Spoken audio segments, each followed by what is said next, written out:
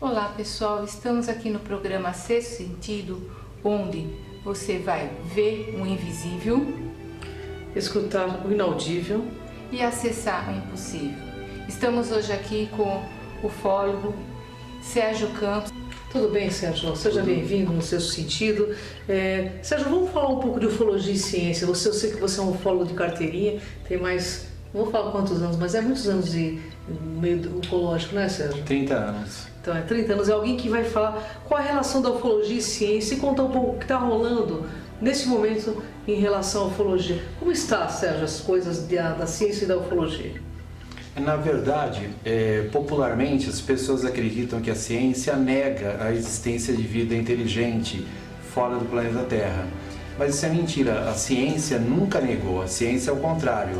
Ela aceita a probabilidade de existir sim vida inteligente fora do planeta Terra, tanto no nosso sistema solar ou até em outros sistemas. Então não é verdade que a ciência nega isso. É verdade, Sérgio, que os governos do mundo inteiro pesquisam ufologia? Sim, os governos pesquisam, ou cientistas, quando a gente fala ciência em si, ou cientistas, falavam até mais abertamente disso. Tanto que aceita a probabilidade tanto de vidas micro-organismos até a possibilidade de vidas inteligentes. Os governos não, os governos negavam o fenômeno, porém pesquisavam, tanto que começaram a revelar os seus arquivos de pesquisa. Então você vê que negavam que existia o fenômeno, passaram agora a mostrar que realmente pesquisavam e pesquisam ainda. Existe alguma evidência científica ou alguma iniciativa científica de pesquisa dentro da ufologia? Então, a ufologia, sim, a ufologia ela já pesquisa isso. Porém, isso não é novidade, né? O que eu acho interessante é esclarecer o quê? Para as pessoas entenderem que a ciência também pesquisa a ufologia. Existe dentro da ciência astrobiologia ou exobiologia, que é uma área da ciência que investiga o quê? A vida fora do sistema solar, então a vida no espaço. Então existe até uma categoria da ciência de cientistas dedicados só a isso. É verdade que no Chile existe uma faculdade de ufologia ou isso é lenda? Não, existe, mas são o que chamamos aqui no Brasil de faculdade livre. Então a faculdade livre você pode na realidade fazer do tema que você quiser. Correto. Mas existe sim. Tem esse termo, mas é uma faculdade livre. Sérgio Campos, nesse 2012, nós estamos aí com grandes revelações de vários governos, governo do Canadá, governo do Islã e outros governos da Bélgica, inclusive mostrando filmes de contatos com seres de outros planetas. Isto é uma realidade para esses governos? Algo está para acontecer? Na realidade, assim, o que a gente percebe é que existe uma agenda extraterrestre. Primeiro negava-se, depois nem negava nem aceitava. Agora passaram alguns governos, como o governo inglês, americano, francês, espanhol, o próprio governo brasileiro também abriu seus arquivos, da FAB e outras organizações que faziam pesquisas de UFOs e abriram os seus arquivos. Então, quer dizer, passaram a não negar mais. Então, é um avanço. Realmente, nós podemos dizer que algo está acontecendo. Primeiro, no nível consciente. As pessoas estão se tornando mais conscientes. Porque a gente precisa entender o seguinte, Cris. Primeiro, o homem, antigamente, ele achava que o planeta Terra era o centro do universo e que todos os astros giravam em volta da Terra. Isso até Copérnico. Depois do astrônomo Copérnico, aí foi então provado, foi mostrado que nós não éramos o centro do universo. Então a nossa vaidade já foi diminuindo um pouquinho e até a nossa consciência foi aumentando um pouco do nosso papel, nossa posição dentro do universo. Depois nós achávamos que éramos assim as criaturas maravilhas da natureza. Aí veio Darwin e mostrou que não é bem assim. Nós temos pouca diferença para o rato, para o macaco, para outros animais. A nossa base, basicamente, é a mesma. Somos o quê? Animais, racionais, etc. Ou seja, já não éramos tão mais supra-sumo. Já não éramos centro do universo, já não éramos totalmente diferente das outras criaturas. Depois, a ficha foi caindo mais ainda. Por quê? O homem achava que ele era consciente e dono da sua vontade, de tudo que ele dizia e fazia. Aí veio então o psicanalista Freud e ele mostrou que não é bem assim. Que muito do que nós fazemos, aliás, por trás de tudo que pensamos e fazemos, existem o quê? Intenções, pensamentos, vontades inconscientes. Ou seja, aí a gente foi vendo que não somos donos nem do que pensamos e dizemos. Então, é nesse momento que está mudando tudo? Então, aí veio mais uma queda de paradigma, depois de Freud. Veio o quê? Até então, daí achávamos que éramos as únicas criaturas do universo. Aí entra o papel da ufologia. A ufologia veio mostrar que não somos as únicas criaturas inteligentes no universo. Então, quer dizer, a gente foi se colocando no nosso lugar e entendendo o nosso papel dentro do universo. Eu assisti há pouco tempo um filme da Royal Society, que junto com a ONU estão fazendo uma reunião para discutir, inclusive, ONU, Royal Society e Vaticano, sobre uma relação com extraterrestres, porque eles têm algumas evidências que se eles estão aqui e já estão chegando para um contato mais amplo com a humanidade. Como você, como ufólogo, vê essa questão? Também um outro paradigma também que está caindo, que é da relação da ufologia com a religião. Correto. Porque o próprio Vaticano já fez primeiro em 2004, depois 2008 e depois 2010. Participou de eventos onde representantes do Vaticano, astrônomos, são padres, porém são astrônomos e estudam também a vida extraterrestre, estudam o fenômeno UFO e, inclusive, aceitaram e declararam abertamente que a existência de outros seres inteligentes no universo em nada abala a fé em Deus ou a fé cristã, ou seja qual for. Correto. O governo da Bélgica afirma que o contato com esses seres é pacífico. Pelo menos que é o governo belga que comunica isso às massas. Então, você acha que num contato amplo haveríamos um contato ou um confronto? Então, esse é um engodo que as pessoas caem muito quando se fala de extraterrestre. Fala os extraterrestres ou extraterrestres. Mas quem são os ou? Só na Via Láctea, onde nós estamos, existem 200 bilhões de estrelas. Agora, segundo um astrônomo Drake, ele fez uma equação, a probabilidade de que existe só na Via Láctea 100 mil a 1 milhão de civilizações inteligentes. Então, como dá pra gente falar em nome de todas? Pode ser que algumas sejam pacíficas, outras não. Outras bélicas, né? Outras bélicas. E nesse momento, o que você diria para os nossos internautas, essa questão das naves que estão chegando e o que mudaria com esse contato para a nossa humanidade? Bom, mudaria muito. Primeiro, como eu falei, o homem ele está entendendo o papel dele dentro do universo. E um contato, digamos assim, oficial, iria o quê? Mostrar para as pessoas que nós estamos inseridos num contexto muito maior que é o universo. Você acha que esse contato quebraria muito das religiões?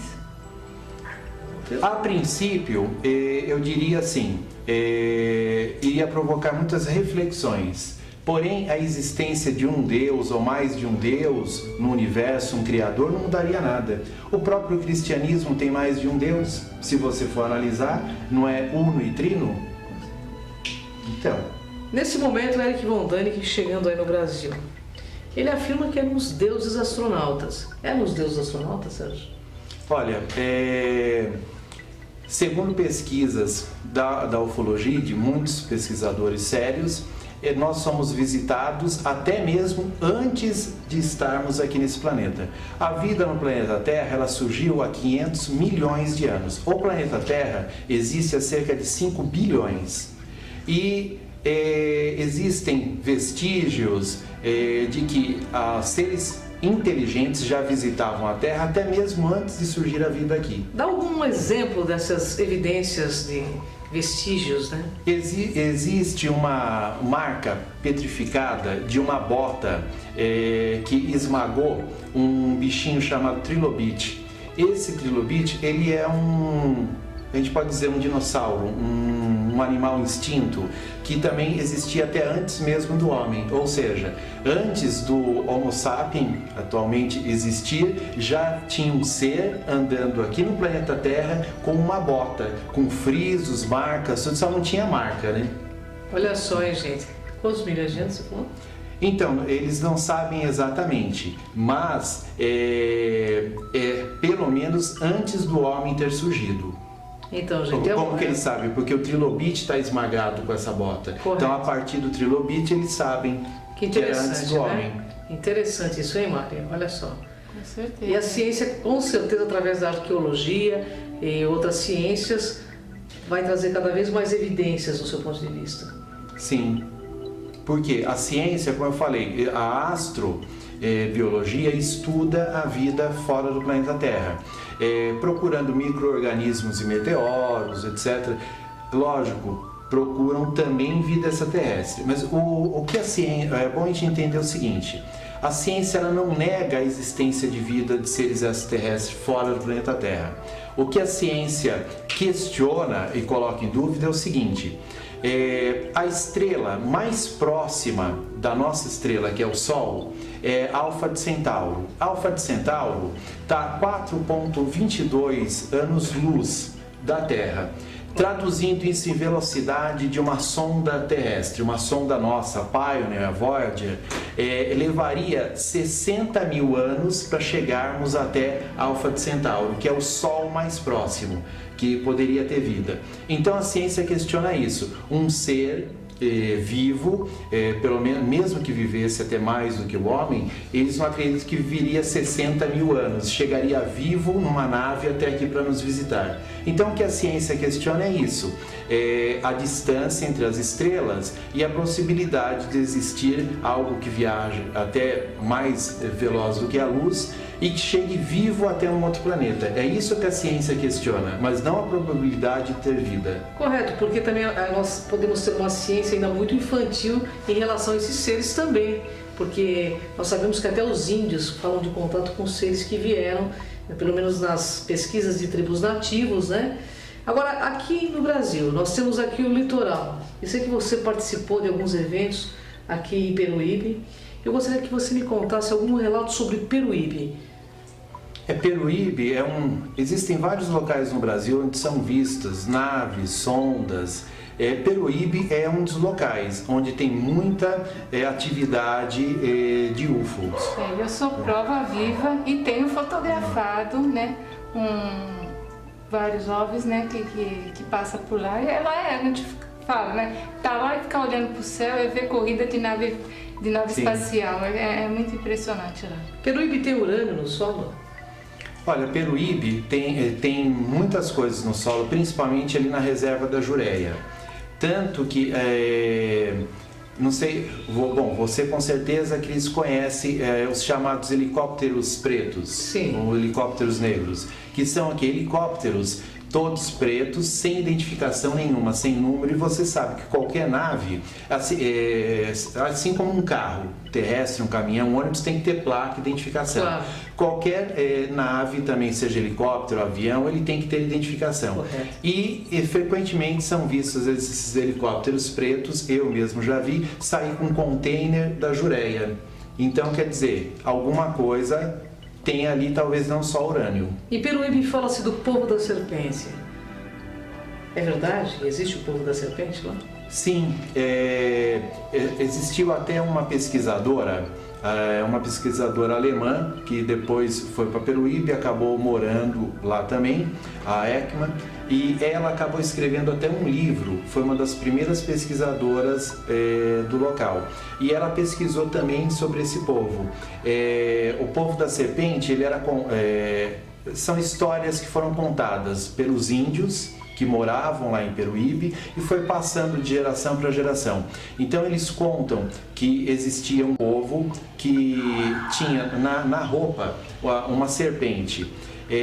Óbvio que não era um povo indígena, até pelos que eles escrevem, tinha uma roupa que se assemelhava ao que o homem branco usa, e esses índios contavam que existia uma abertura na encosta ali de Peruíbe, onde um ser costumava sair daquela abertura e ficava olhando para o mar.